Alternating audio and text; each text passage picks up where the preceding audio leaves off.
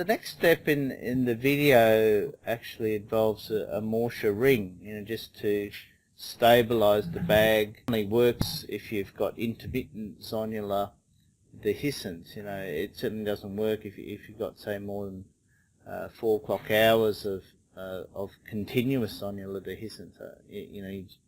A Morse ring just won't be adequate for stabilizing the bag, and you might need like a Cioni segment in that Morse ring to actually suture the ring to the sclera, and that's quite a nice technique. When I insert the Morse ring, I use a Morse ring inserter. There's various brands of those, but it just helps you place the Morse ring as atraumatically as possible.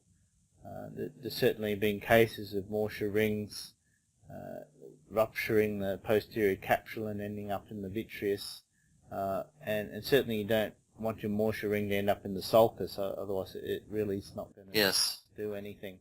The Morse ring inserter is certainly a nice instrument to use when you're putting the ring in. Do you have access to that, to say Morse rings? No, I personally never used it, no. Yeah, it might be. We can order most of the things.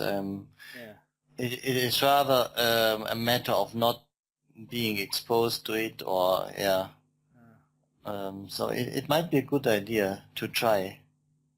Yeah, well, it's not a very costly device, and potentially could save some subluxations in future. So yeah, we just I suppose traditionally call it Morse ring. So you suture the Morse ring? There is a modified Morse ring which has a little eyelet on it called a Cioni modification, and it enables you to suture that Morse ring through the eyelet. I haven't come across this type. In actual fact, you could probably suture just a normal Morse ring anyway. Interesting.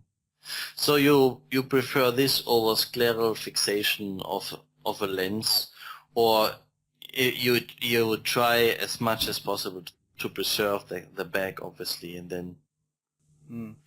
It depends on the state of the bag. Like if you can preserve the bag, put a Morse ring, stabilize the bag, and put the intraocular lens into the capsule.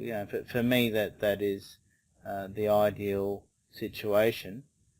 Certainly, if the bag is too unstable, but you still potentially could put the lens in the sulcus, I will put the haptics in the sulcus and perhaps do an optic capture of the intraocular lens.